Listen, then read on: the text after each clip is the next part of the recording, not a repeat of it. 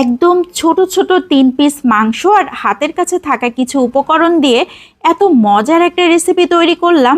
একদিকে বৃষ্টির দিন ছিল, তারপর গরম গরম ভাতের সাথে খেতে যে কি মজার। আমি খাসির মাংস রান্না করছিলাম, সেখান থেকে 3 পিস খাসির মাংস উঠিয়ে রেখেছিলাম, সেই মাংসটাই নিয়ে নিয়েছি।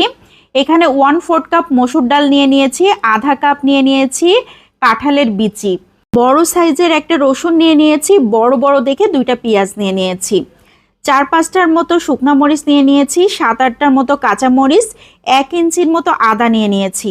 আমি আরও একটু ক্লোজ করে দেখিয়ে দিচ্ছি, যাদের একটু সমস্যা হবে তারা স্ক্রিনশট দিয়ে প্লেটটাকে রেখে দিতে পারেন, তাহলে খুব সহজেই কিন্তু তৈরি করে নিতে পারবেন।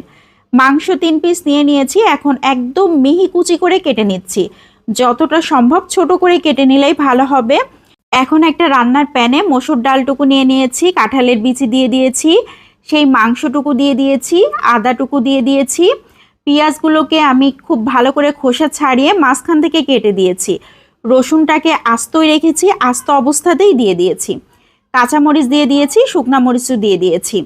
এখন শুকনা মরিচের বোটাগুলোকে আমি ফেলে দিচ্ছি, আধা চা চামচ গোটা জিরা দিয়েছি, 1 টেবিল চামচ দিয়ে দিয়েছি রান্নার তেল, লবণ আধা চা চামচ, হলুদ গুঁড়ো 1/4 চা চামচ। এখানে আর কিছুই দিব না। এখন খুব ভালো করে নেড়েচেড়ে সব কিছু মিশিয়ে নিচ্ছি। এখন দিয়ে দিচ্ছি 1.5 কাপ পানি। এখানে সব মিলে কিন্তু আমি 1.5 কাপ পানি ব্যবহার করেছি, এই পানিতেই খুব ভালো মতো সিদ্ধ হয়ে যাবে। ঢাকনা দিয়ে ঢেকে 7-8 মিনিট রান্না করে নিচ্ছি। এরই মধ্যে খুবই সুন্দর একটা বলক চলে এসেছে।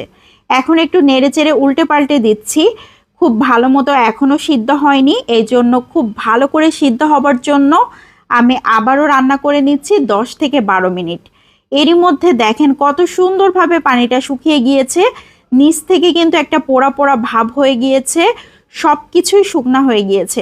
এত সুন্দর একটা ঘ্রাণ আসছিল। এ পর্যায়ে আমি রসুনটাকে ভেঙে দিলাম, রসুনের ওপরের শক্ত আবরণটাকে আমি বাদ দিয়ে দিয়েছি।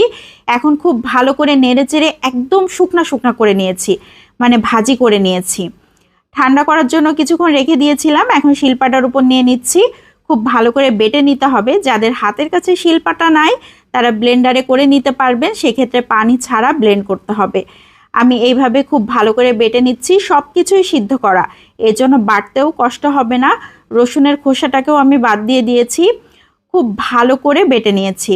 আমি 2 বারের মতো করে বেটে নিয়েছি, খুবই সুন্দর হয়ে গিয়েছে, একদম আঠালো। দেখেন এখনই কত সুন্দর দেখা যাচ্ছে, মনে হচ্ছে না কতটা লোভনীয় হতে পারে। একদিকে খাসির মাংস, তারপর মসুর ডাল, আবার ব্যবহার করা হয়েছে কাঁঠালের বিচি। ওয়াও, অসাধারণ কম্বিনেশন। এখানে খাসির মাংসের বদলে গরুর মাংসটাও ব্যবহার করতে পারেন, সেমভাবে একই রকম টেস্ট আসবে কিন্তু। এখন সামান্য একটু লবণ দিয়ে দিলাম, লবণ একটু কম হয়েছিল, আর কাঁচা সরিষার তেল দিয়ে দিলাম। খুব ভালো করে মাখিয়ে নিচ্ছি। এখন তো বুঝতেই পারছেন কি তৈরি হয়েছে, একদম আঠালো, এত সুন্দর একটা ভর্তা, যেটা দিয়ে গরম গরম ভাত নিমিষেই শেষ হয়ে যাবে। একদিকে আজকে বৃষ্টির দিন ছিল, এত মজার হয়েছিল গরম ভাতের সাথে। আমার বাসার সবাই তো শুধুমাত্র এটা দিয়েই ভাত খেয়েছে, এত মজার লাগছিল।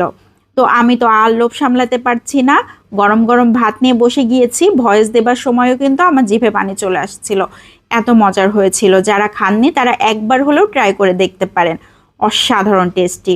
অল্প মাংস দিয়েও যে এত সুন্দর রেসিপি তৈরি করা যায়, আর বাসার 4-5 জন মিলে পেট ভরে ভাত খাওয়া যায়, এটা না দেখলে বোঝাই যাবে না।